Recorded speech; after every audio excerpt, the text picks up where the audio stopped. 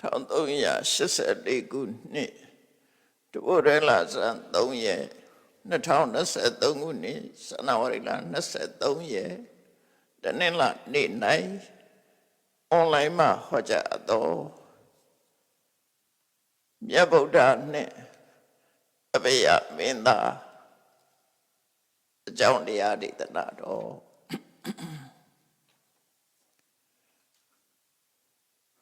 မစ္စည်းမပဏ္ဏတပါဠိတော်မှာမြတ်စွာဘုရားနဲ့အဘိယမင်းသားတို့ရဲ့တွေ့ဆုံမှုကိုမှတ်တမ်းတင်ထားတာရှိတယ်အဘိယရာဇကုမာရတုံလို့ခေါ်တယ်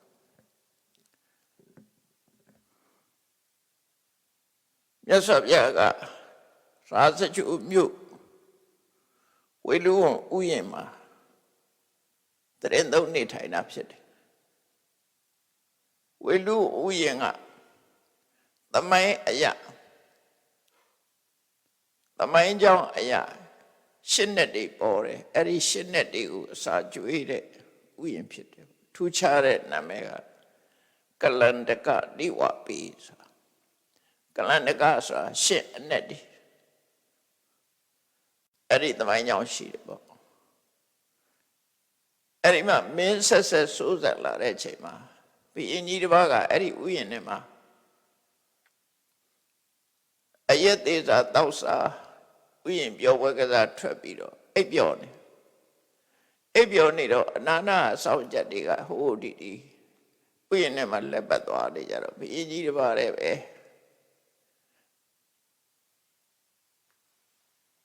ရှိနေတဲ့ချိန်လေးမှာတော်ကြီးမြို့ဟောက်တကောင်ကဘုရင်ကြီးအိတ်နေတဲ့စီကိုလာတာမွေးရကိုင်းမလို့လာတာလည်းဖြစ်ချင်းဖြစ်မှာပေါ့အဲ့ဒီအချိန်မှာဘုရင်ကြီးအိတ်နေတဲ့တစ်ပင်ပေါ်ကရှစ်နှစ်တကောင်ဆင်းလာပြီးတော့ရှစ်နှစ်တည်းဆွိတ်ပြီးတော့မွေကြီးကိုဝိုင်းပြီးတော့အော်ရဟစ်ကြတာပေါ့နော်ဒါအဲ့တော့သူတို့ထုံးစံမွေမြင်တဲ့အခါကျတော့ရှစ်နေရဝိုင်းအော်အဲ့ဒီအော်လိုက်တဲ့အခါရှစ်တန်ကြောင့်မို့လို့ဘုရင်ကြီးကနိုးသွားတော့မွေရက်နောက်ပြန်ဆုတ်သွားတာအဲ့ဒါနဲ့ဘုရင်ကြီးကရှစ်နှစ်တည်းကြောင့်သူအသက်ချမ်းသာရတယ်ဆိုပြီးတော့အဲ့ဒီနေရာနေစားပြီးတော့ရှစ်နှစ်တည်းကိုနေ့စဉ်အစာကျွေးခိုင်းတာဒါကြောင့်မို့ကလန္တကနိဝပါဆိုတဲ့သမိုင်းကြောင်းရဝေလူဥယျာဉ်ကိုအဲ့လိုခေါ်တယ်စာပေထဲမှာဧကတပယံဘဂဝါဝိဟရတိဝေလူဝနေကလန္တကနိဝပိတို့ဆိုလို့ရှစ်နှစ်တည်းကိုအစာကျွေးရဖြစ်တဲ့ဝေလူဥယျာဉ်ထဲမှာမြတ်စွာဘုရားတရင်သုံးနေထိုင်တယ်လို့ဆိုအဲ့တော့အဘိယမင်းသားဆိုတာဗိမိသာရမင်းကြီးရဲ့သားတူဖြစ်တယ်စီဝကကြီးကိုမွေးစားတာလည်းသူပဲစီဝကောမာရဖိသောကောမာရဖိသ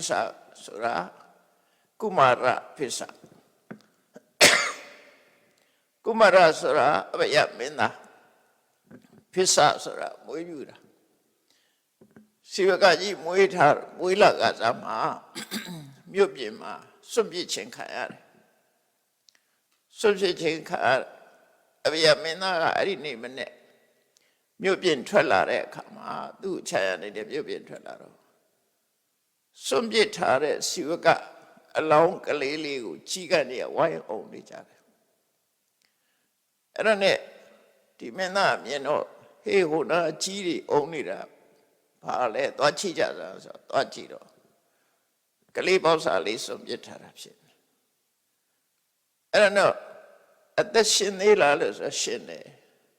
ရှင်သေးလားရှင်တယ်ဆိုတဲ့စကားအရစီဝကအသက်ရှင်နေသေးတယ်ကလေးလေးကမသေးသေးဘူးသက်ရှင်နေတယ်ဒါနဲ့ထိုနန်းတော်ကိုယူသွားပြီးတော့ဒီကလေးလေးကိုပြုစုထားကြလို့ဆိုပြီးတော့အဘိယမင်းသားကစွန့်ပစ်ထားတဲ့ကလေးလေးကိုကောက်ယူမွေးစားတာသူကစီဝကဖြစ်လာတယ်နောက်ကျတော့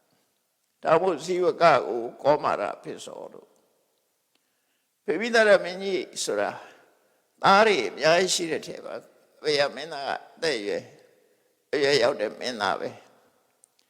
မင်းတို့မင်းကြီးလို့ပေါ့သာသမီတွေကရှိတယ်မင်းသားကြီးတွေရှိတယ်သို့တော့ထိရနန်းရအနေနဲ့ကတော့အစာတတကထိရနန်းရသူမိပြက်ခေါင်ကြီးကမွေးတာဖြစ်လို့မိဖုရားငယ်တွေကမွေးတာကြလို့ရှိရင်နားမရဘူးနားရခဲ့တယ်မိဖုရားထဲမှာလည်းအဆင့်ရှိတယ်ပေါ့အဲ့ဒီအကြီးဆုံးမိဖုရားကြီးကမွေးတာကွာအခမဟေတိလို့ခေါ်တဲ့မိဖုရားခေါင်ကြီးကမွေးတဲ့သားမသူကထိရနန်းရဖြစ်တယ်ဒါကတော့တပတ်ကြောက်လည်းအဲ့တိုင်းပဲရှိတယ်ဗမာရဆိုရင်ကြည်လိုက်ရင်လည်းအဲ့တိုင်းပဲအကြောင်းတစ်စုံတစ်ခုကြောင့်ပြစ်ဒဏ်ခံရရင်တော့အဖြစ်ဘူးပေါ့ပြစ်ဒဏ်မခံရဘူးဆိုရင်မိဖုရားခေါင်ကြီးကမွေးတဲ့သားသည်ဘုရင်ရဲ့ယာရုဆက်ခံရတာဖြစ်တယ်အဲ့တော့ဘုရင်မင်းသားဆိုတာ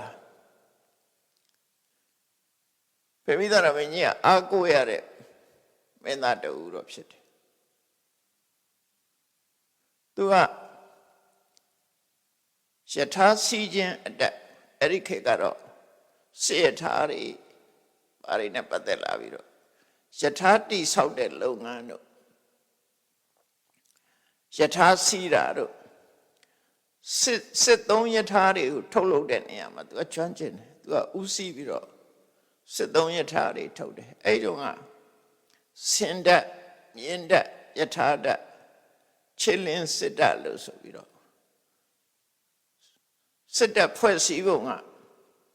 ၄မျိုးနဲ့ဖွဲ့စည်းတာအခုခေတ်တော့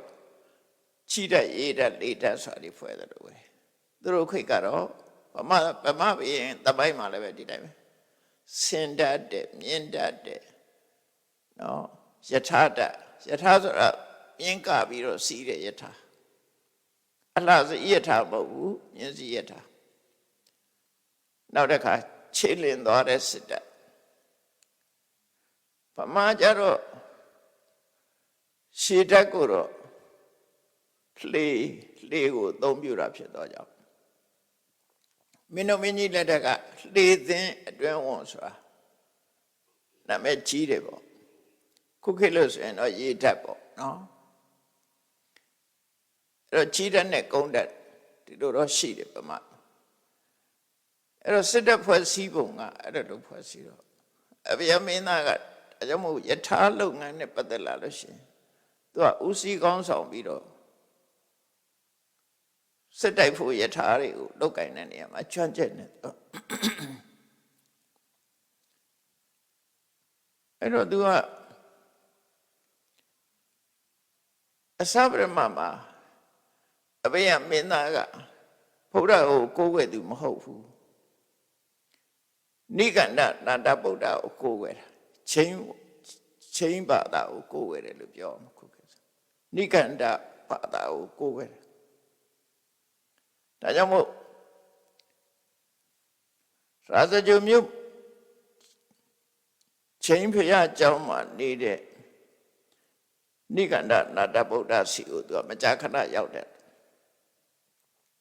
နိကန္ဒနာတဗုဒ္ဓဆိုတာနိကန္ဒခိုင်းရဲ့အကြီးအကဲပေါ့နာတဗုဒ္ဓဆိုအကြီးအကဲတရက်တော့သူစီသွားရောက်ပြီး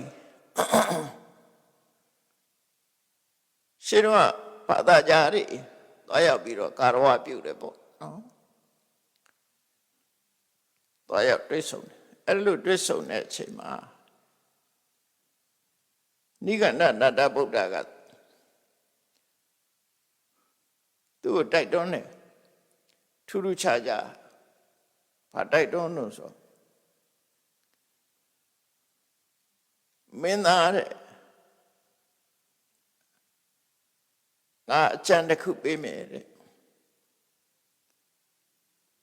ယဟန်ဂေါရမရဲ့အယူဝါဒတစ်ခုယဟန်ဂေါရမကိုအပြစ်တင်မှုအချက်တစ်ချက်ငါတွေ့ထားတယ်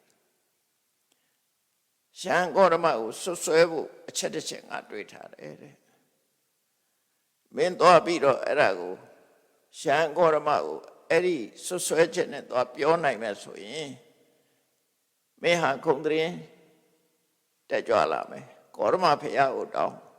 ရှင်းပြပြီးတော့မလှုပ်နိုင်အောင်ပြောနိုင်သူဆိုပြီးတော့မင်းကိုခုံတက်လိမ့်မယ်ဒီလိုလူသိထင်ရှားတကူကြီးမားတဲ့စွန့်ရည်တတိကြီးမားတဲ့ကောရမဖရာကိုတောင်းမလှုပ်နိုင်အောင်စကားပြောနိုင်တယ်ဆိုပြီးတော့မင်းကိုထင်ကြီးကြလိမ့်မယ်တဲ့အဲ့တော့ပြောပါလို့တိုက်တွန်းဒါဖြင့်ဒီလိုစွမ်းတတိရှိတဲ့ကောရမဖရာနဲ့ကောရမဖရာအပေါ်မှာဘယ်လိုလုပ်ပြီးတော့ကျွန်ုပ်ကအပြစ်တင်ရမှာတော့ဆိုလွဲပါတဲ့ကွာငါပြောပါမယ်တဲ့မင်းကောရမဖရာစီသွားပြီးတော့မင်းမေးခွန်းတစ်ခုမေးလိုက်သူတစ်ပါးမကြိုက်တဲ့သူတစ်ပါးမနှစ်သက်တဲ့စကားမျိုးကို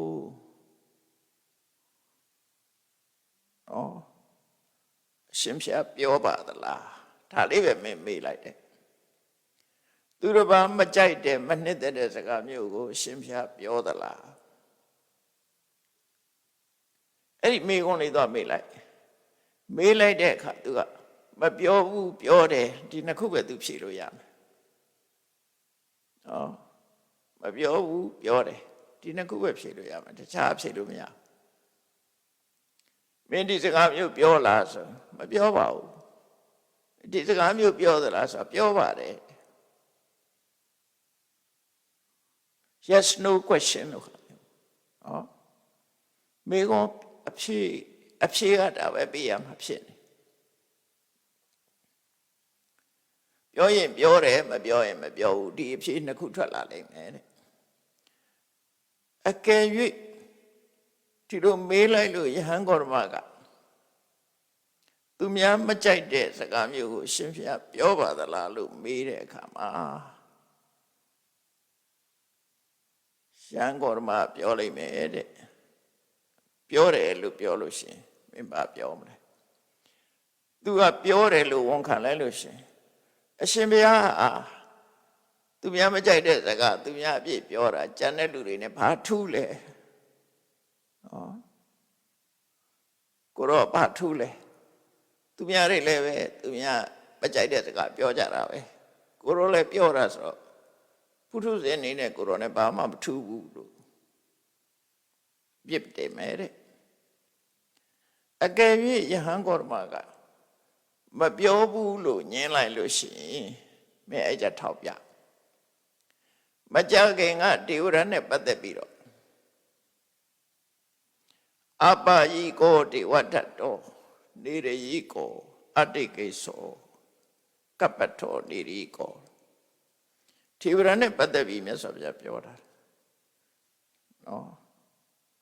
အပယိကိုတေဝတ္တတောနေရယိကိုတေဝတ္တတောကပ္ပထောအတ္တိကိသောကပ္ပထောတေဝတ္တတောအတ္တိကိသောတေဝတ္တတောထေဝရကတန်ခါသင်ခွဲပြီးမဟုတ်တဲ့လှုပ်သည့်အတွက်ကြောင့်မြတ်စွာဘုရားပြောတယ်ထေဝရဟာငရဲကြလိမ့်မယ်ငရဲခံလိမ့်မယ်ငရဲကိုတစ်ကမ္ဘာလုံးခံရလိမ့်မယ်တစ်ကမ္ဘာလုံးကြာသည့်ထီအောင်ခံရလိမ့်မယ်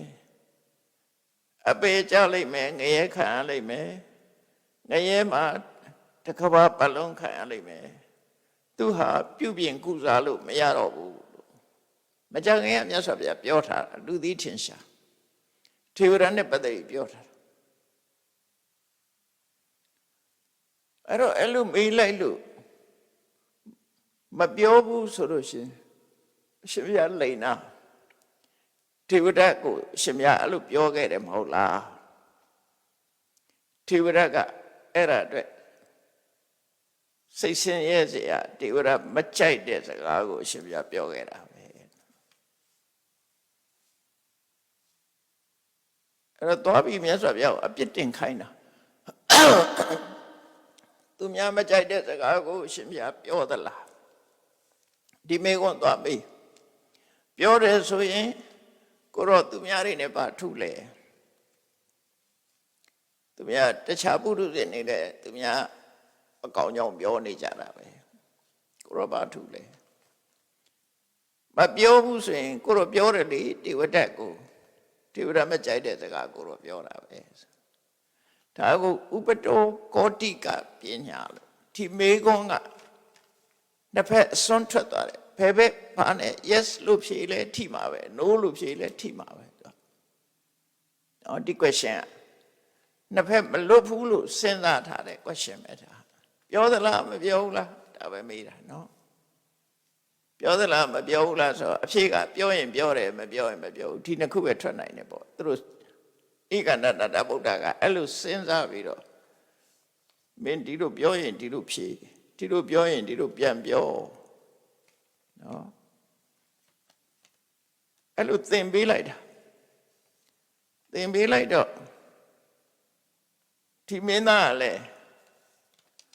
သူကရာဇဂိုမြို့မှာအယူဝါဒဒီကလည်းအလွန်များတယ်ဘာသာရေးကိုင်းเนี่ยလည်းလွန်များတယ်သူကလည်းဆက်ပါခြင်းနဲ့မင်းသားပေါ့နော်သူတို့ကကိုပြစ်တင်ခြင်းနဲ့ဟိုပြောခြင်းဒီပြောခြင်းပြောခြင်းနဲ့ဆိုတဲ့လူပေါ့အဲ့တော့သူကဒီ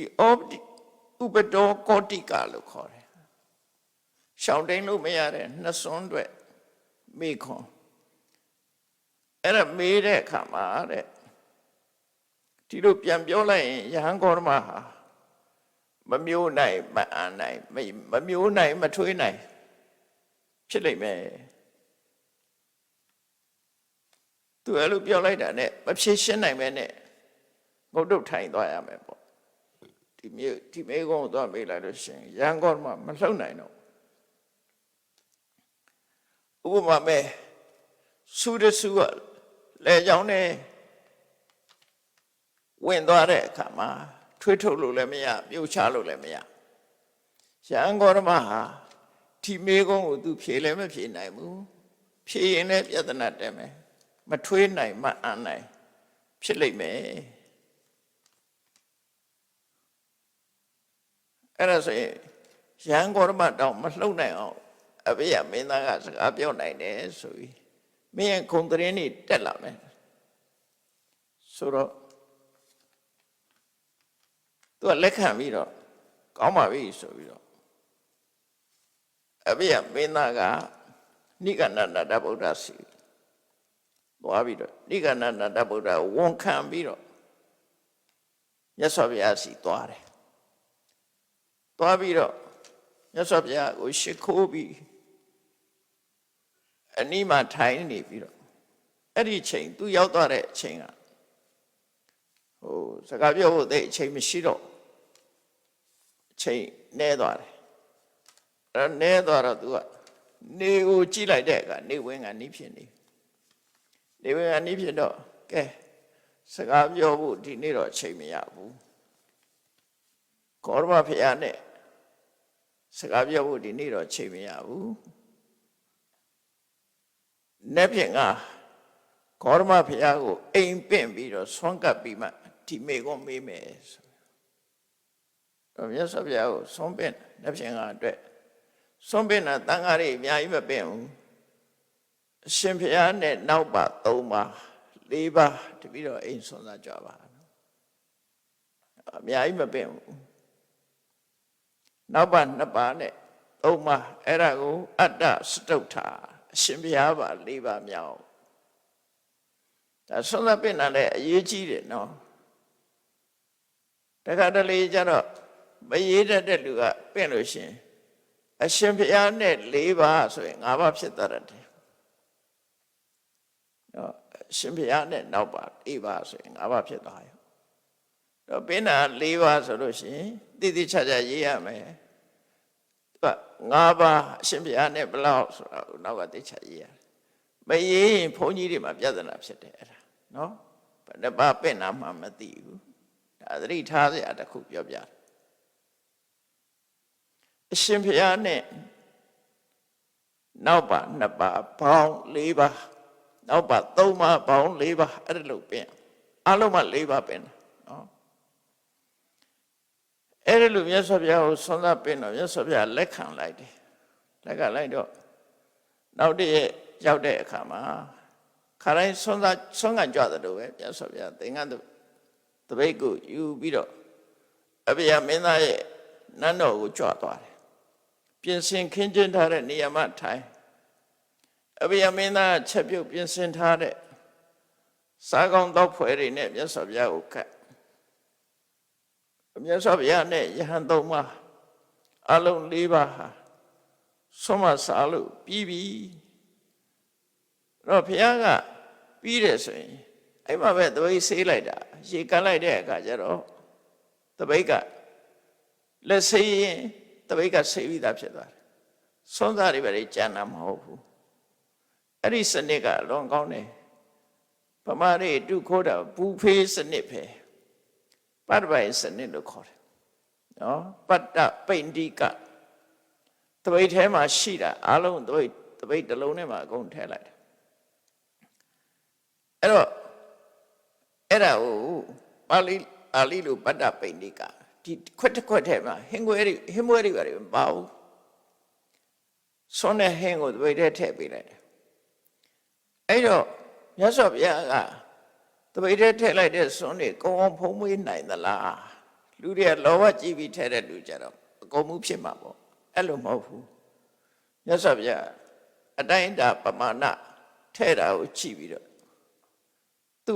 ဖုံးမွေးနိုင်တဲ့အတိုင်းအတာဖုံးမွေးနေကြအတိုင်းအတာလေးရှိရင်လက်ကလိုက်တယ်အပူရဆမရှိဆုံးဖို့မရှိဘူးမစားနိုင်မဲ့အများကြီးထဲတာလက်ခံတာမရှိဘူးအဲ့တော့ဘူဖေးရလည်းအဲ့တိုင်ပဲမှာတော့ကိုယ့်ကိုယူစားတာဘူဖေးရတော့မြတ်စွာဘုရားကတော့ကိုဖုံမေးမဲ့စားစာကိုလက်ခံတယ်မဖုံမေးမဲ့စားစာလက်ကပြတယ်အဲ့လိုနီးနဲ့အတိုင်းအတာတစ်ခုဖုံမေးမဲ့စားအာဟာရစားလိုက်တာနဲ့သူဖုံမေးနေကြဘယ်နှလုံးစားဆိုတာတခါတည်းအာညာဖြစ်တပိတ်ထဲမှာလုံးဝအကြံမရှိ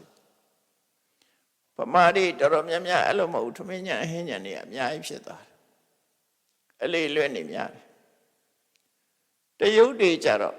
ပကံနဲ့ထည့်ထားတဲ့ထမင်းကိုကိုအောင်စားရတာမကုံရင်ဆင်းရဲတတ်တယ်ဆိုလို့ကိုအောင်စားရတာတို့တခါတော့ကမလေးရှားဘုန်းကြီးတစ်ပါးစကိုင်းရောက်လာတယ်ဘုန်းကြီးတို့နဲ့တူတူနေတယ်ပေါ့မြို့ရဲစွန်အပင်လို့လိုက်သွားတဲ့အခါမှာဟိုကဆွန်လေးနည်းနည်းရော့တာနဲ့လာထဲပြန်ဆွန်လေးနည်းနည်းရော့လိုက်လာထဲတော့အဲ့ဒီကိုတော့ပကံထဲရောက်တဲ့ဆိုသူကကိုအောင်စားရတာဆိုအတော်ဒုက္ခရောက်သွားတယ်အဲကြောင့်နောက်ကြမထဲကြနဲ့တောင်းမှထဲဗမာရဲ့ထုံးစံကအဲ့ဒါအိမ်သွားလို့ရှိရင်ဆုံးလိုက်ထဲဟင်းကလည်းလိုက်ထဲနောက်ပိုင်းကျတော့လူရင်ရှောက်ထားပြီးမှထဲမလူရင်မထဲနဲ့ညာတော့အပြင်အိမ်ဒီမှာဆွမ်းစားရင်ခွက်ကင်တဲ့လူကထဲနေတာပဲပြီးရင်ဟင်းတွေကအကုန်အကြံနေဖြစ်သွားတယ်ဆွမ်းတွေကလည်းအကြံနေဖြစ်သွားတယ်အလေလွင့်နေဖြစ်တယ်မြတ်စွာဘုရားသပိတ်ထဲထဲတာအလေလွင့်တခုမှမရှိဘူးဖုံးမိလိုက်တာအညပဲသပိတ်ထဲအကြံမရှိဘူးအဲ့တော့ဘူဖေးစနစ်ပဲအဲ့ဒါဘူဖေးစနစ်လို့ဟာမျိုးကိုယ်တိုင်ထဲတာမဟုတ်ပေမဲ့တရားဓမ္မတွေလာထဲကတ်တဲ့ဟာကိုလက်ကပြပြီးတော့အတိုင်းအတာတစ်ခုရပဲလက်ခံတယ်ပို့လာလို့ရှင်လက်မခံအဲ့တော့အညပဲ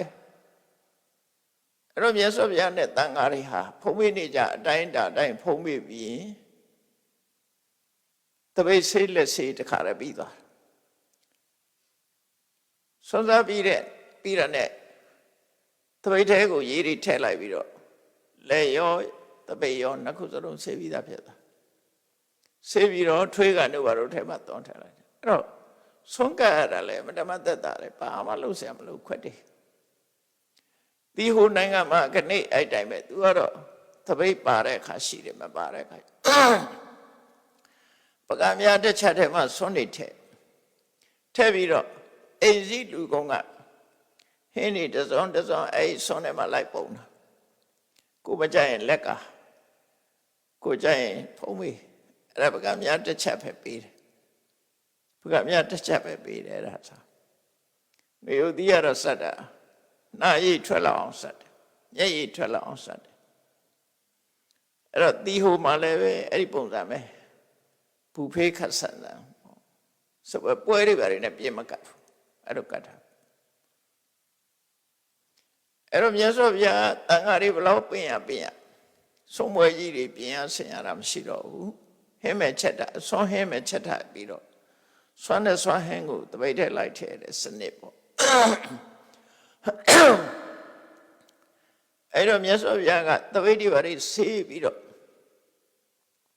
တပိတ်ကိုဖေးချပြီးထိုင်တဲ့အချိန်လေးမှာမင်းသားကမြတ်စွာဘုရားအနီးနာနှိမ့်တဲ့နေရာမှာထိုင်တယ်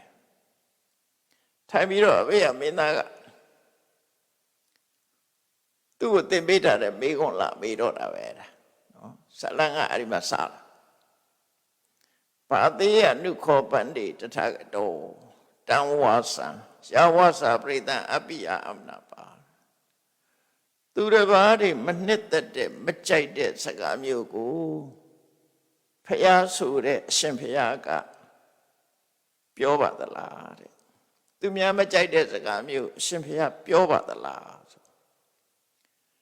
သူတို့တွေးထားတာတော့ပြောရင်ပြောတယ်မပြောရင်မပြောဘူးဒါပဲဖြစ်မယ် yes no ပြောပါသလားဆိုရင်အေးပြောတယ်မပြောဘူးဆိုရင်မပြောဘူးပြောတယ်ဆိုရင်လည်းအပြစ်တင်မယ်မပြောဘူးဆိုရင်လည်းအပြစ်တင်မယ်အဲ့ဒါဥပဒေကောတိကလို့ခေါ်တယ်ဘယ်ဟာဖြစ် yes ဖြစ် no ဖြစ်အပြစ်တင်ခံအဲ့ဒီလိုလဲမေးလိုက်ရောသူတို့မျှော်လင့်ထားတဲ့အဖြေမဟုတ်ဘူးဖျားဖြေလိုက်တာပါတော့နခွိထရာဇကုမာရဧကံတေနာရှင်ဗျာသူများမကြိုက်တဲ့စကားကိုပြောသလားဆိုဟာဒီကိစ္စသိကြဖို့ပြောလို့မရဘူးအဲ့လိုချလိုက်ဗျာသိကြဖို့ပြောလို့မရဘူးပြောသလားမပြောဘူးလားသိကြဖို့ငါမပြောနိုင်ဘူးလို့ပြောလိုက်သူတို့ကြိုက်တဲ့အဖြေထွက်မလာဘူးပြောတယ်ဆိုတဲ့အဖြေမပြောဘူးဆိုတဲ့အဖြေသူတို့ကမျှော်လင့်ထားတာအဲ့လိုမပြောဘဲနဲ့တတိချပဲပြောလို့ရမယ်ကွာဖះအဲ့လိုပြောတယ်တတိချပြောလို့မရဘူး yes no လို့တတိချပြောလို့မရဘူးလို့အဲ့လိုတူတူလေးပြောလိုက်တဲ့အခါကျတော့အဲ့ရမင်းသားကသူကလှုပ်ခနဲ့ထွက်လိုက်တယ်သူပါဇက်ကဣထပန္တိအနတ္တုနိကန္တာဟာနိကန္တာတွေတော့သွားပြီပေါ့ပြောတာဖះဖြိတ်လိုက်တဲ့စကားလေးကြည်လိုက်တော့ဟာနိကန္တာတွေတော့သွားပြီထိသွားပြီသူတို့မျိုးလည်းနဲ့အဖြေမလာဘူးလေအဖြေမလာတော့ဘာဆက်လို့မှမသိဟာသွားကုန်ဖေးဆိုအဲ့လိုစကားလေးကတူတူလေးပဲပြောတာဣထပန္တိအနတ္တုနိကန္တာအရှင်ဘုရားနိကန္တာတွေတော့သွားကုန်ပြီပယ်သွားတာပျက်စီးကုန်ပြီလို့ပြောဆုံးရှုံးပြီပေါ့အဲ့လိုပြောလိုက်တော့အဲ့တော့မြတ်စွာဘုရားမေးတယ်မင်းသားဘာဖြစ်လို့နိကန္တာတွေသွားပြီလို့မင်းပြောတာတော့သူမေးတယ်မေးတဲ့အခါကျတော့နိကန္ဒနန္ဒဗုဒ္ဓကဒီမေးကုန်မေးဖို့သူ့ကိုသင်ပေးလိုက်တဲ့အကြောင်းအဲ့ဒီကျမဖွင့်ဟာဝန်ခံအဲ့ဒီကျတော့ဖွင့်ဟာဝန်ခံဒါဥပဒေကောတိကပညာအရှင်ဘုရားက yes ဩတယ်လို့ဆိုရင်လည်းအရှင်ဘုရားကိုပြစ်တယ်မပြောဘူးလို့ပြောရင်လည်းအရှင်ဘုရားကိုပြစ်တယ်အရှင်ဘုရားဒီမေးကုန်ကိုမရှောင်လွှဲနိုင်ဘူးဆိုပြီးတော့စိတ်ကူးကြံစီပြီးတော့လာပြီးတော့မေးတာဆိုရှင်ဘုရားမဖြေနိုင်တဲ့မေကွန်မျိုးဖြေလာလို့ရှိရင်အစွန်းမလွတ်တဲ့မေကွန်မျိုးဥပဒေကောတိကပညာဘယ်လိုဖြေ yes လို့ဖြေ no လို့ဖြေမလွတ်ဘူးရှင်ဘုရားနော်အဲ့ဒီမေကွန်မျိုးမေးတာပါတဲ့ပြီးတော့အဲ့ဒီမင်းသားကအကြံစီနဲ့ကလေးလေးတယောက်ပါလာတယ်သူသာလပါလာတော့ပြောတာကလေးပေါက်စားလေးမန္တောဥဒ္ဒနာတိယကောဆိုပလက်အိတ်တဲ့အရွယ်ကလေးပေါက်စားလေးပွေ့ချီလာတာသူကအဲ့ဒီသူဘာလို့ဒီကလေးလေးကိုခေါ်လာတာတော့ဆိုတော့ဝါရပြိုင်ပြီဆိုရင်သူရှုံးလို့ရှိရင်ဒီကလေးလေးကိုငိုအောင်စိတ်ပြီးတော့ထားပြန်ပွဲဖြက်မလို့လာတာဒီကလေးခေါ်လာတာသူကပွဲဖြက်ဖို့သူနိုင်ပြီဆိုရင်တော့ပြောမှာအခြေမလာဘူးဆိုရင်ကလေးငိုလို့ပြန်ရတဲ့ဆိုပုံစံမျိုးနဲ့ဖြေမပေးပဲနဲ့ အဲ့ဒါမျိုးတွေကြားဘူးတယ်ကြလားတန်မတ်တရဲ့လှုပ်ထုံးလုံနေလို့ကြားဘူးတယ်ဗမာပြည်ကတန်မတ်တအစည်းအဝေးတက်တယ်ကြားဘူးတော့ပြောရနော်ဟုတ်မဟုတ်တော့မသိဘူးအစည်းအဝေးတက်တယ်အစည်းအဝေးတက်တဲ့အခါမှာကိုယ့်ပေါ်မှာဖိမဲ့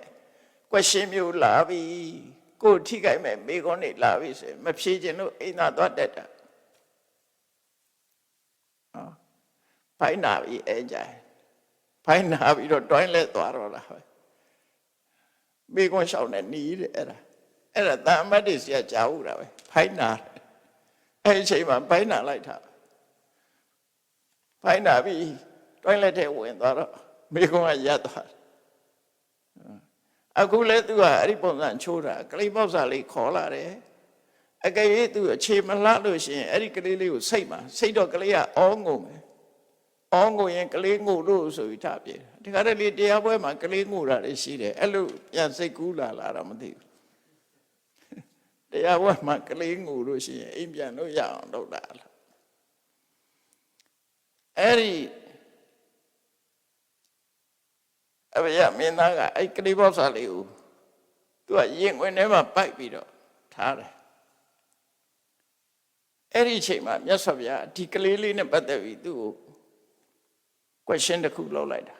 ဖះလည်းပါတယ်ဒီကလေးလေးသူယူလာတာကိုဖះကအသုံးချပလိုက်တယ်သူအသုံးမချခင်ဖះအသုံးချလိုက်တယ်ဘာပြောတော့ဆိုမြတ်စွာဘုရားမင်းသားကိုပြောတယ်မင်းသားတဲ့ဒါမေးမဲ့အပြောမဲ့တဲ့မင်းဘယ်လိုထင်လဲတဲ့အကယ်၍ဟောဒီကလေးပေါက်စာလေးမင်းကတတိပဋ္ဌာလို့သို့မဟုတ်အထိန်တွေကမေးလျော့လို့ကလေးလေးကအတုဒုတ်ချောင်းလို့တခုပါဇက်တဲ့ထဲကလေးဆိုတာတွေ့တာပါဇက်တဲ့ထဲတယ်လေဒါဟုတ်သိတိထားရတယ်ကလေးရှိတဲ့လူတွေကကောက်ပြီးတော့ပါဇက်တဲ့ထဲတယ်အဲ့တော့ဒုတ်ချောင်းလေးပါလေကောက်ပြီးတော့ပါဇက်တဲ့ထဲလိုက်လို့ရှိရင်နော်မင်းဘယ်လိုလုပ်လဲတဲ့ကလေးလေးကပါဇက်တဲ့ကိုဒုတ်ချောင်းထဲလိုက်ရင်ဘယ်လိုလုပ်မလဲလို့ဆိုအဲ့ဘယ်မင်းသားဖြေတယ်တပည့်တော်တတ်နိုင်တဲ့နီးနဲ့ကလေးလေးပါဇက်တဲ့ကဒုတ်ချောင်းကိုဆွဲထုတ်မှာပါမရမကထုတ်ရမှာပါအကယ်၍မရဘူးဆိုရင်ခေါင်းကိုလက်နဲ့ကင်ထားပြီးတော့ညာဘက်လက်နဲ့လက်ချောင်းနဲ့ပါးစပ်ထဲကိုအတင်းနှိုက်ပြီးတော့ကောထုတ်ရမှာပါတဲ့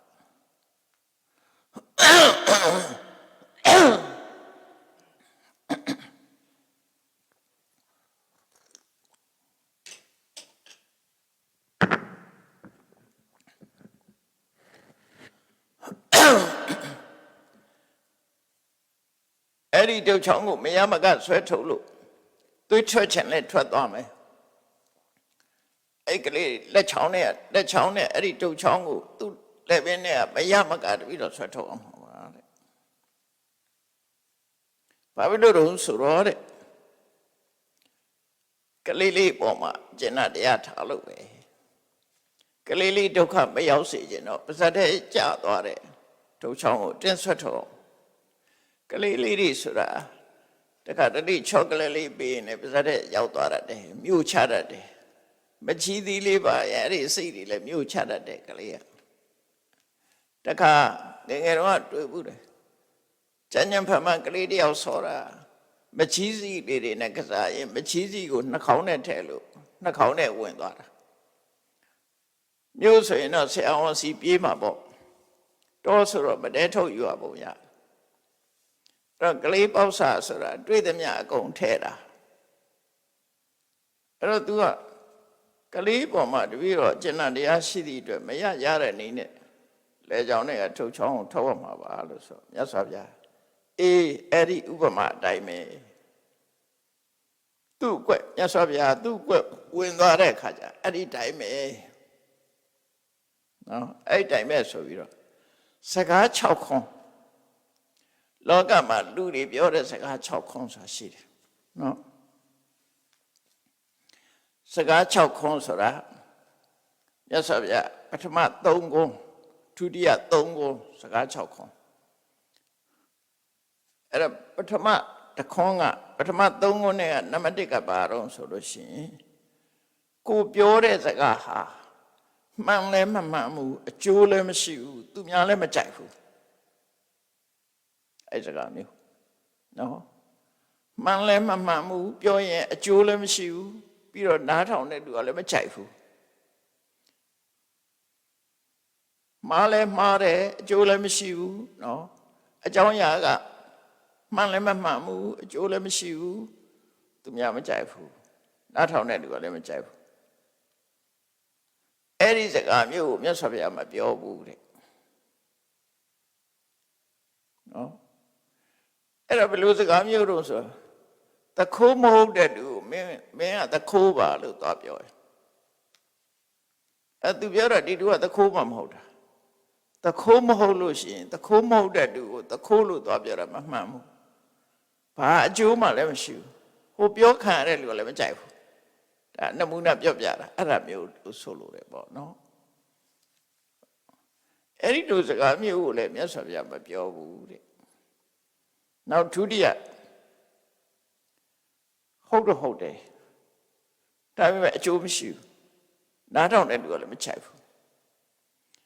ဟုတ်တော့ဟုတ်တယ်အကျိုးမရှိဘူးလူတယောက်ဟာခိုးရတော့ဟုတ်တယ်တခိုးခိုးတယ်လို့သွားပြောသည့်အတွက်ကြောင့်တခိုးကရှောင်မှလည်းမဟုတ်သူလည်းမကြိုက်ဘူးဟုတ်တော့ဟုတ်တယ်အကျိုးမရှိဘူးမပြောတဲ့ဒါဒုတိယစကားကဟုတ်တော့ဟုတ်တယ်အကျိုးမရှိဘူးနားထောင်တဲ့လူကမကြိုက်ဘူးအဲဒုတိယစကားမျိုးကိုလည်းမြတ်စွာဘုရားမပြောဘူးတဲ့နောက်တတိယမျိုးစပါတော့ဟုတ်တယ်အကျိုးလည်းရှိတယ်ဒါပေမဲ့နားထောင်တဲ့လူကမကြိုက်ဘူးဟုတ်မှန်တယ်အကျိုးရှိတယ်ပြောရင်အကျိုးရှိတယ်ပြောတဲ့စကားလည်းဟုတ်တယ်ဒါပေမဲ့ပြောခံရတဲ့လူကတော့မကြိုက်ဘူးအဲ့ဒီစကားမျိုးကြတော့မြတ်စွာဘုရားကပြောတဲ့အချိန်မှာပြောတယ်အဲ့ကြောင့်လည်းပြောဆိုတတ္တရကာလိညုတထတော့ဟောဒီတတ္တဝါစာယဝိယကရဏအဲ့ဒီစကားမျိုးပြောဖို့အချိန်တော်ပြီဆိုရင်ပြောတယ်အချိန်မတော်ရင်မပြောဘူးဒါသူကတော့ဂုဏ်တော်ရဲ့ဟာပဲနော်မှန်ရမယ်အကျိုးရှိရမယ်ဒါအဓိကမှန်လဲမှန်တယ်အကျိုးလည်းရှိတယ်နားထောင်တဲ့လူကတော့မကြိုက်ဘူးအဲ့ဒီစကားမျိုးကိုပြောတဲ့ရင်ပြောတယ်ဆိုထေဝထက်ကိုပြောလိုက်တာအဲ့ဒီစကားမျိုးပဲထေဝထက်ကိုမြတ်စွာဘုရားတတိပေးတဲ့အနေနဲ့ပြောလိုက်တာမင်းတော့သွားပြီငရဲကြတော့မှဘယ်ရောက်တော့မှမင်းပြင်လို့မရတော့မင်းတော့ခုစားလို့မရတော့ပြုပြင်ပေးလို့မရတော့ဘူးအပါယိကောဒေဝတ္တတော်ဒေဝရကတော်ထိတ်လန့်သွားမှာအဲ့စကားမကြိုက်ဘူးလေဒေဝရဖះပြောတဲ့စကားဆိုတာလွဲခဲ့တဲ့လေမလွဲဘူးလေဖះပြောထားလို့ရှိမလွဲဘူးအဲ့တော့ तू ငရဲကြတော့မှဆိုတာ तू ကဘယ်ကြိုက်မလဲဒါပေမဲ့မြတ်စွာဘုရားပြောတာ तू လောက်ထားတာတွေဟုတ်တယ်ငရဲကြပြင်လို့ရလားမရဘူးငရဲမှာကဘာပလုံးတီးခံရမယ်ဆိုတာအဲ့ဒါပြောတဲ့အချိန်မို့ပြောလိုက်တာဘာဖြစ်လို့ပြောတော့ဆိုတိဝရကဒုက္ခရောက်တော့သူလှုပ်ထားတဲ့မကောင်းမှုအကုသိုလ်တွေအတိုင်းတာတစ်ခုကလွန်နေပြီပေါ့အဲ့လိုဆိုလို့အဲ့ဒါကတတိယစကားမျိုးကိုမြတ်စွာဘုရားပြောတယ်ဒီသုံးမျိုးလုံးကနားထောင်သူမကြိုက်တဲ့စကားတွေကြီးပဲကောမှတ်လို့လွယ်ပါတယ်ဟုတ်လားနားထောင်သူမကြိုက်တဲ့စကားသုံးမျိုးနောက်သုံးမျိုးကနားထောင်သူကကြိုက်တယ်အဲ့ဒီမှာနောက်တတိယသုံးမျိုးနံပါတ်1ကဘာတော့ဆိုရင်မမှန်ဘူးအကျိုးလည်းမရှိဘူးဒါပေမဲ့ပြောခံရတဲ့သူကကြိုက်တယ်အဲ့စကားမျိုးမမှန်ဘူးပြောတဲ့စကားမမှန်ဘူးအကျိုးတော့မရှိဘူးအဲ့ဒါမြောက်ပြောတဲ့စကားမျိုးနေမှာပေါ့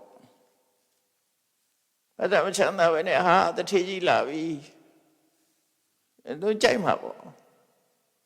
မဟုတ်ဘူးလေအဲ့ဒါသူတထေးမဟုတ်ဘူးလေအကျိုးရှိလားဆိုမရှိဘူး အဲ့လိုမြောက်ပြောတဲ့စကားမျိုးမမှန်ဘူးအကျိုးမရှိဘူးသို့တော့နားထောင်သူကကြိုက်တယ်အဲ့ဒီစကားမျိုးကိုမြတ်စွာဘုရားဘယ်တော့မှမပြောဘူးနောက်ဒုတိယစကားမျိုးကဘာတော့ဆိုရင်မှန်တယ်ဒါပေမဲ့အကျိုးမရှိဘူးနားထောင်တဲ့လူကကြိုက်တယ်မှန်တယ်ပြောသည့်အတွက်ကြောင့်အကျိုးမရှိဘူးနားထောင်တဲ့လူကတော့ကြိုက်တယ်အဲ့ဒီစကားမျိုးလည်းမြတ်စွာဘုရားမပြောဘူးတဲ့နောက်ဆုံးသုံးနံပါတ်ကဘာတော့ဆိုရင်မှန်လဲမှန်တယ်အကျိုးလည်းရှိတယ်နားထောင်တဲ့လူကလည်းကြိုက်တယ်သုံးမျိုးလုံးအကောင်းမှန်လဲမှန်တယ်အကျိုးလည်းရှိတယ်နားထောင်တဲ့လူကကြိုက်တယ်သစ္စာတရားဟောတဲ့အခါမှာမှန်လဲမှန်တယ်သစ္စာတရားသိရင်အကျိုးရှိတယ်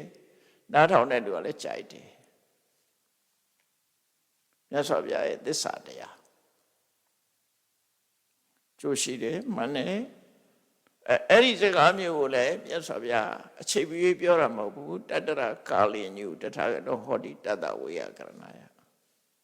နော်အဲ့ဒီစကားမျိုးပြောဖို့မြတ်စွာဘုရားအချိန်တန်မှပြောတာဖြစ်တယ်ဆိုပြီးတော့ဘာဖြစ်လို့လဲမင်းသားတဲ့အဲ့လိုမြတ်စွာဘုရားပြောတာဘာဖြစ်လို့လဲဆိုရင်မြတ်စွာဘုရားကတတ္တဝါတွေပေါ်မှာအကျဉ်းတရားရှိတယ်ဒါအကြောင်းပဲခုနကလေးလေးကိုကျဉ်းတရားရှိလို့ကလေးလေးပါဇက်ထဲရောက်သွားတဲ့ထုတ်ချောင်းကိုအတင်းဆွဲပြီးတော့ထုတ်တယ်လို့ပဲငါလဲတတ္တဝါတွေအကျိုးရှိစေခြင်းလို့သူတို့ကြိုက်ကြမြဲပြောတဲ့ရင်ပြောတာပဲဆိုတဲ့အဓိပ္ပာယ်ကိုမြတ်စွာဘုရားပြောတာတတ္တဝါတွေပေါ်မှာတဏှာလို့ပြောတာတဲ့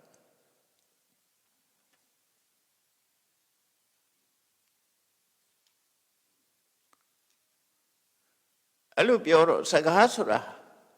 အမျိုးမျိုးရှိတယ်ခုနမြတ်စွာဘုရားကိုလာပြီးတော့အပြစ်တင်မှုနှစ်စွန်းအတွက်ဥပဒောဂေါတိကရှောင်းတိုင်းလို့မရတဲ့ပြဿနာလာမယ်အဲ့ဒါမျိုးလို့ပဲလောကမှာအထာနိယကထာရှုပ်တိမရှိတဲ့စကားတွေကိုပြောတာမျိုးတွေရှိတယ်ရှိခဲ့ကနော်အဲ့ဒါပုံဝတ္ထုလေးတစ်ခုကိုထက္ကရာဖော်ပြထားတာအဲ့ဒီပုံဝတ္ထုလေးတစ်ခုပြောပြဒီစကားနဲ့ပတ်သက်တဲ့ပုံဝတ္ထုလေးတစ်ခုတောကအဖိုးကြီးတယောက်ကအထုပ်ကြီးတစ်ထုပ်နဲ့မြို့ရောက်လာမြို့ရောက်လာတော့ဘယ်နေရာအရင်ရောက်တော့ဆိုအရက်သမားတွေအရက်တောက်တဲ့အရက်ဝိုင်းကိုရောက်လာတာသူကအဲ့ဒီနာသွားတော့အရက်သမားတွေကအဖိုးကြီးအထုပ်ထမ်းလာတာမြင်တော့သူတို့ဝိုင်းကိုဖိတ်ခေါ်တာသူတို့စိတ်ကူကဘာတော့ဆိုဒီအဖိုးကြီးပါတာတွေကိုရှူကြမယ်လိမ့်ယူမယ်ညစ်ယူမယ်ဆိုတဲ့အနေနဲ့အဖိုးကြီးကိုရက်တိုက်မယ်ဆိုခေါ်လိုက်တယ်အဘကြီးလာပါဦးဝိုင်းကောင်းတော့လားထိုင်ပါဦးခုခေတ်တော့အန်ကယ်ကြီးပေါ့လာပါဦးဆိုပြီးတော့ဖိတ်ခေါ်လိုက်တော့အဖိုးကြီးကလည်းအထုပ်ကလေးချပြီးသူတို့နဲ့ရော့ထိုင်တယ်အဲ့ဒီမှာသူတို့ကစကားပြောကြတယ်ဒီစကားပြောမယ်တဲ့ဒီလောကမှာစကားတစ်ခုပြောမယ်သူစကားကိုမယုံဘူးမဟုတ်ဘူးညင်းလို့ရှိရင်လောင်းကြီးရပါတော့ဆိုညင်းလို့ရှိရင်လူကိုယ်တိုင်ကြုံခါမယ်နော်အဲ့ဒီလူကကျွန်းဖြစ်ရမယ်ငါမယုံဘူးလို့ပြောရင်ကျွန်းဖြစ်ရမယ်ရသမားတွေကအဲ့လိုသူတို့ပြောကြမယ်ပြောတဲ့အခါမှာသူစကားကိုမယုံဘူးဆိုရင်ညင်းဆိုရင်မယုံဘူးလို့ပြောရင်အဲ့ဒီလူကိုကျွန်းဖြစ်စရာအဲ့ရသမားတွေကအဲ့လိုလှုပ်ပြီးတော့အဖိုးကြီးရှေ့မှာပြောတာဘယ်လိုလဲအန်ကယ်ကြီးရောစိန်လားဒီဝိုင်းနဲ့ပါမလားပေါ့သူတို့ချင်းချင်းပြောပြီးတော့ဆိုတော့ဟိုကပါတာပေါ့ကွာတဲ့အဖိုးကြီးလည်းခေတဲ့အဖိုးကြီးမဟုတ်ဘူးသူတို့လုံးမာတွေကိုသိတော့ပါတာပေါ့ကွာတဲ့ဆိုပြီးတော့ပြောပြီးတော့အဲ့ဒီမဲ့အယတမတယောက်ကပါပြောတော့ကျွန်တော်တဲ့အမေဝန်ထဲမှာရှိနေတော့ငါတဲ့ကျွန်တော်အမေကတီးတီးစားခြင်းနဲ့ချင်းချင်းတတ်တယ် wood apple ဆိုတာတီးတီးတီးတယ်တွေ့တယ်လို့တီးတယ်လို့တော့သိပါလိမ့်မယ်တီးတီးဆိုတာနော်မှဲ့လို့ရှိရင်ထဲထဲကအမဲအောင်နေဖြစ်ကုန်အဲ့ဒီတီးတီးစားခြင်းလို့တဲ့သူကပိုက်ထဲမှာပဲရှိသေးတယ်အမေကတီးတီးစားခြင်းတော့အိမ်ကအပင်ကလည်းတီးတီးတွေတီးနေတယ်တဲ့အဲ့ဒီအတီးတွေတီးနေတော့ခိုင်းစရာလူမရှိတော့သူ့ခိုင်းနေတယ်ငါသားတီးတီးတက်ဆွတ်ဆံမှာဆိုအဲ့ဒါနဲ့သူကတစ်ပင်မတက်နိုင်ဘူးလေကားလည်းမရှိတော့တဲ့သူ့ခြေတော့သူကန်ပြီးတော့တစ်ပင်ကိုပြစ်တင်လိုက်တယ်အဲ့တော့သူကတစ်ပင်ကွာကြတဲ့ရောက်သွားတယ်သူ့ခြေတော့သူကန်ပြီးသူကသူပြစ်တင်လူကလည်းပိုက်ထဲပဲရှိသေးတယ်နော်မယုံဘူးပြောရင်ဖမ်းဖို့လုပ်တာလေသူကအပေါ်လဲရောက်တီးတီးတွေခူးလာတဲ့အဲ့တီးတီးကြီးတစ်လုံးတစ်လုံးဟာအိုးစီးကြီးလောက်ရှိတယ်တဲ့ကြီးကြီးတွေစင်အိုးကြီးလောက်ရှိတယ်သူ့အမေကတထိုင်နဲ့စားလိုက်တာအသီးအလုံး60ကုန်တယ်တီးတီးတွေကလည်းသူခူးတာဘလောက်များတော့ဆိုတရွာလုံးအိမ်ပေါက်စီအကုန်လုံးပေးတာအိမ်ထဲမှာကျန်းကနေပြီးတော့အမိုးထီအောင်အိမ်ကြီးရောအိမ်ငယ်ရောအကုန်လုံးတီးတီးတွေနဲ့ပြည်နေတာတခြားထားစရာမရှိဘူးသူတို့အိမ်ကတဲ့အတောင်60လောက်ကျဲတဲ့အိမ်ကြီးပစ္စည်းတွေအလုံးထုတ်ပြီးအဲ့တီးတီးတွေထက်ထားလိုက်တာကျန်းကနေမိုးထီအောင်ပြည့်သွားတယ်တဲ့အဲ့ဒါတော့တီးတီးတွေကမကုံသေးတော့တဲ့အိမ်ရှိမှပုံလိုက်တာအတောင်80လောက်မြင့်နေတဲ့တီးတီးပုံကြီးလွတ်ပြောပြီးတော့ကဲယုံကြလားတဲ့ရှုံကြလားမယုံဘူးပြောရင် तू ကကျွံဖြစ်ရမှာအဲ့တော့အဖိုးကြီးကပြောတော့ဆိုသူတို့ချင်းချင်းတော့ဇက်တိုက်ထားတာပေါ့အဖိုးကြီးကပြောတော့လောကကြီးကအကျယ်ကြီးပဲကွာတဲ့ဖြစ်ချင်းလည်းဖြစ်မှာပေါ့ဟုတ်ချင်းလည်းဟုတ်မှာပေါ့လောကကြီးကတော့ကျယ်တာတဲ့လောကကြီးကအကျယ်ကြီးဆိုတာမျိုးလည်းဖြစ်ချင်းလည်းဖြစ်မှာပေါ့တဲ့ဆိုပြီးတော့အဖိုးကြီးကဲငါလည်းရောက်ငါလည်းပြောမယ်ကွာငါတို့အမျိုးကကြီးတယ်တဲ့ငါတို့အမျိုးကကြီးတယ်ငါတို့ပိုင်ဆိုင်တဲ့လဲရလည်းပဲအကျယ်ကြီးပဲတဲ့အဲ့ဒီပဲငါတို့ဝါပင်နေဆိုင်တယ်တဲ့ဝါကွမ်းပင်နေဆိုင်တယ်အဲ့တော့ဝါကွမ်းခင်းကြီးမှာကြည့်လိုက်တော့ဝါပန်းပင်ကြီးတစ်ပင်ကတော်တော်ကိုမြင့်တာတောင်80လောက်မြင့်တဲ့ဝါကွမ်းပင်ကြီးတစ်ပင်ပေါက်တယ်အဲ့ဒီဝါကွမ်းပင်ကြီးကအခက်9ခက်ထွက်လာတယ်ကျန်တဲ့အခက်တွေအလုံးဝအသိမရှိဘူးတဲ့ရှေ့ဘက်ထွက်တဲ့အခက်ကတော့အသိရှိတယ်အဲ့ဒီအသိကိုရှေ့ဘက်ထွက်တဲ့အခက်ကအသိရှိတယ်အဲ့ဒီအသိကြလည်းအချီးကြီးဆိုတော့6မွာရှိတယ်ဟွာကွာအဲ့တော့ငါလေကင်းသွားတဲ့အခါကျတော့အဲ့ဒီအသီးကြီးမြင်တာနဲ့ငါအသီးကြီးကိုခူးတာတဲ့ခူးလိုက်တဲ့အခါတဲ့အဲ့ဝါကွမ်း6မွာတွေကနေပြီးတော့ကျွန်း6ယောက်ကထွက်ပြေးသွားတယ်သူတို့ကအားခွန်မလားကောင်းတဲ့ကောင်းတွေဆိုတော့ငါ့ကိုတွန်းပြီးတော့ထွက်ပြေးသွားကြတာအဲ့ဒီကောင်းတွေငါမတွေ့ဘူးခုတွေ့ပြီတဲ့မင်းတို့6ယောက်ပဲဆိုပြီးတော့အဲ့လက်ခုနသူနဲ့စကားပြိုင်ပြောတယ်အယက်သမား6ယောက်မင်းနာမည်ကနန္ဒမင်းနာမည်ကပုံနာမင်းနာမည်ကဝဋ္ဌမာနမင်းနာမည်ကစိတ်ဓာမင်းနာမည်ကမင်္ဂလာမင်းနာမည်ကပုတ္တိလကဲလာဆိုပြီးတော့စပင်းကိုဆွဲပြီးတော့ဖိုးကြီးကနေပြီးတော့ရှုံးခေါ်သွားတာအဲ့ကောင်ကြီးမယုံဘူးမဟုတ်ဘူးခင်ဗျားကျုံတို့မဟုတ်ဘူးလို့ပြောရင်သူကကြုံဖြစ်ရမှာပဲမဟုတ်ဘူးလို့လည်းမပြောရတော့သူတို့စကားနဲ့သူတို့လာဆိုပြီးတော့စပင်းဆွဲပြီးတော့ခေါ်သွားတာရှေးခေတ်ကအဲ့ဒါဆံကိုဆွဲခေါ်တယ်ဆိုတာဒါကြောင့်မို့လို့စပင်းရှေးမထားကြနဲ့ထားလို့ရှိရင်အဲ့ဒီကနေဆွဲခေါ်သွားလာဆိုဆွဲခေါ်သွားရုံရောက်တဲ့အခါကျတော့အဲ့ဒီကောင်တွေကိုကျုံစရင်သွင်းပလိုက်တယ်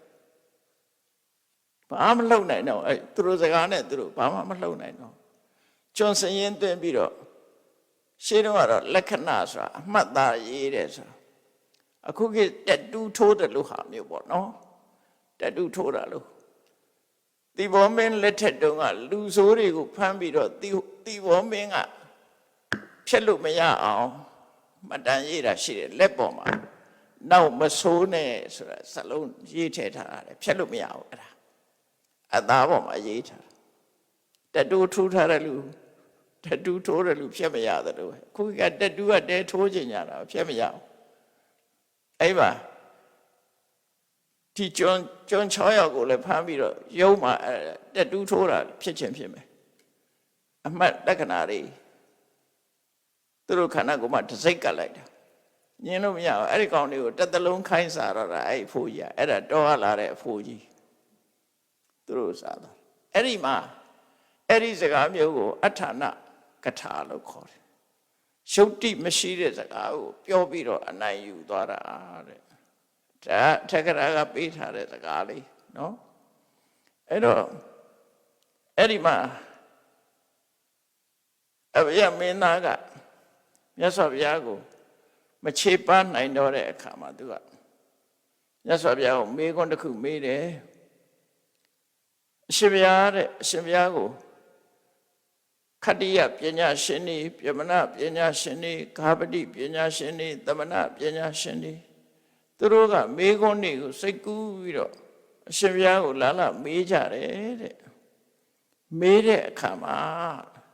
အရှင်ဘုရားကအဖြေကိုကြွတင်ပြီးတော့စဉ်းစားထားတာလားဘယ်လိုမေးရင်ဘယ်လိုဖြေမယ်ဘယ်လိုမေးရင်ဘယ်လိုဖြေမယ်ရှင်ဘုရားချက်ချင်းကောက်ဖြေတာလားသို့မဟုတ်ရှင်ဘုရားကြွတင်ပြီးတော့ငါ့ကိုဒီလိုမေးရင်ဒီလိုဖြေမယ်ဆိုတာသူတို့တော့ကတော့ဒီလိုမေးရင်ဒီလိုပြောမယ်ဆိုတာလောက်ထားတာကိုဇတ်တိုက်ပြီးသားအဲ့တော့အရှင်ဘုရားရောအဲ့လိုလောက်ထားတာလားဒါမှမဟုတ်ရင်မေးခွန်းမေးလိုက်တဲ့အခါအရှင်ဘုရားရဲ့ခေါင်းထဲမှာအသိဉာဏ်ချက်ချင်းပေါ်လာတာလားအဖြေစကားကိုချက်ချင်းပေးနိုင်တာလားခေါင်းစဉ်းစားကြည့်လေရှင်ဘုရားသူများမကြိုက်တဲ့စကားပြောသလားဆိုရင်ဘယ်လိုဖြေရမလဲဆိုတာသူတို့တောင်စဉ်းစားမထားဘူးဘုရားဘယ်အတိအကျပြောလို့ရမလဲကွာပြောလိုက်တယ်နော်တတိကျပြောလို့မရဘူးပြောချင်ပြောမှာပေါ့မပြောချင်မပြောဘူးဆိုတော့ဟိုလူတွေသူတို့စဉ်းစားလာတာနဲ့ဖောင်းမဝင်တော့ဖြစ်သွားတယ်အဲ့ဒီအဖြေတွေကိုရှင်ဘုရားကြိုတင်စဉ်းစားလာလားလို့မေးတော့မြတ်စွာဘုရားဒါဆိုရင်မင်းသားမင်းကိုငါမေးမယ်မင်းကြိုက်တယ်လို့ဖြေတဲ့မင်းဟာယထာလုပ်ငန်းနဲ့ပတ်သက်ပြီးကျွမ်းကျင်နေမဟုတ်လားတဲ့မှန်ပါကျွမ်းကျင်ပါတယ်အဲ့တော့ယထာနဲ့ပတ်သက်ပြီးတော့ဒီလာပြီးတော့မေးခွန်းမေးမယ်ဆိုလို့ရှိရင်အဲ့ဒီမေးခွန်းအတွက်ဒီလိုမေးရင်ဒီလိုဖြေမယ်လို့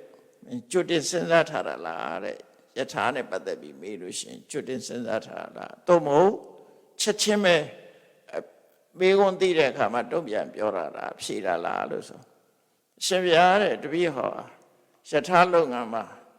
အဝတ္တမကျွမ်းကျင်သူဖြစ်ပါတယ်တဲ့အတွေ့အကြုံများတဲ့ပုဂ္ဂိုလ်ဖြစ်ပါတယ်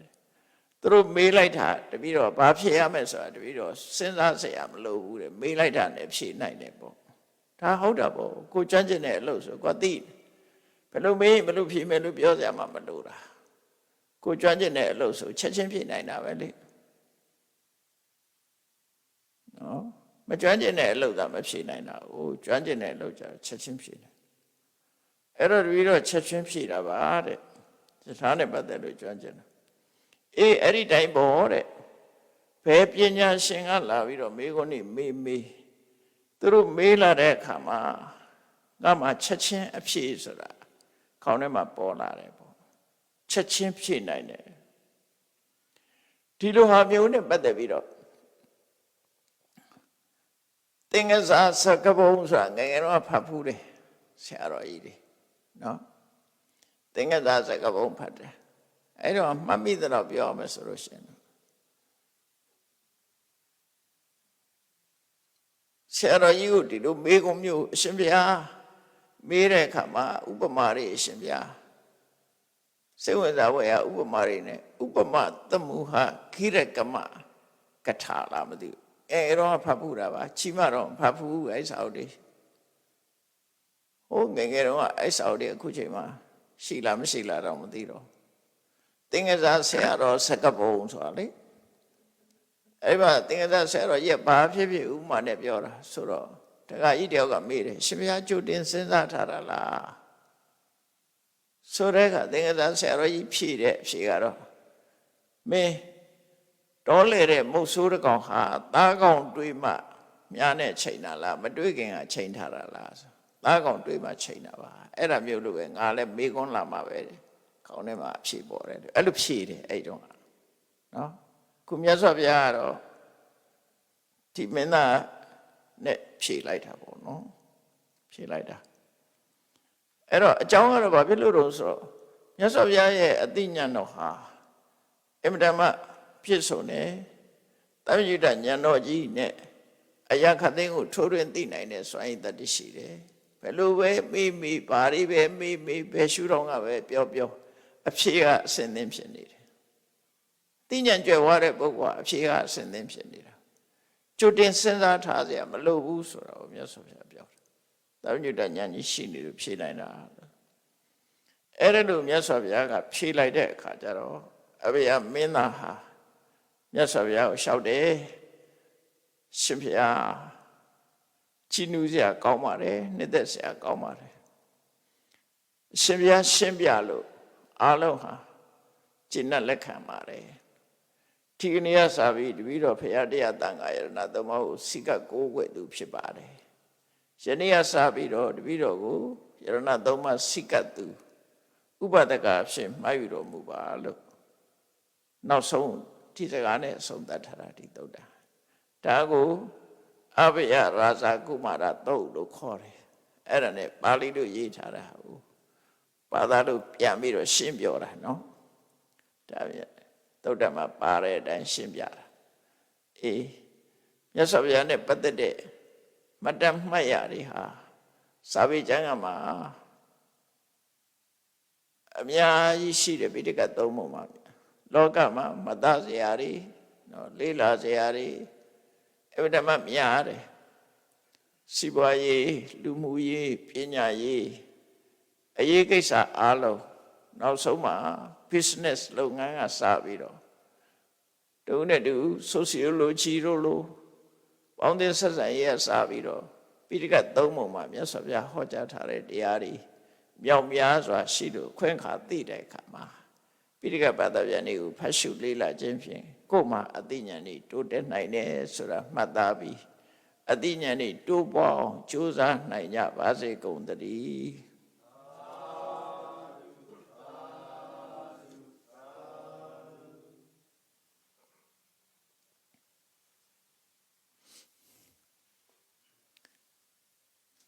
ရှိတဲ့ချာအောင်ရှင်ဖေယ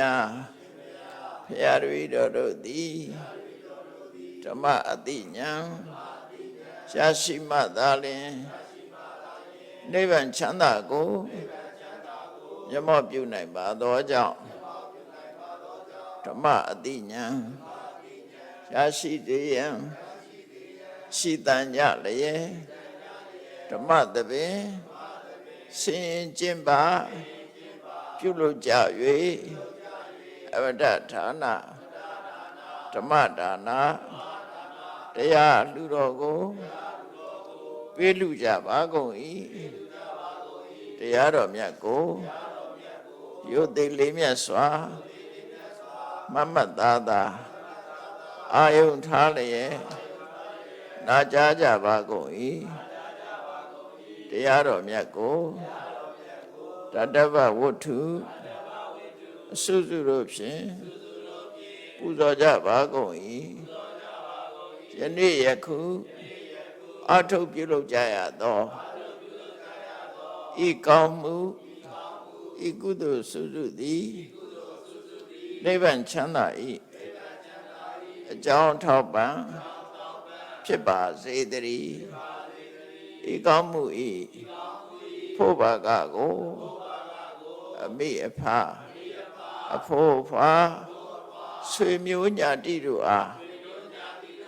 ကုသိုလ်အမြတ်ဝေငှပါကုန်၏သာသနာတော်ဆောင်နှင့်လောကဆောင်နှင့်တို့အားကုသိုလ်အမြတ်ဝေငှပါကုန်၏30ဘုံကျင့်ဒီကုန်သော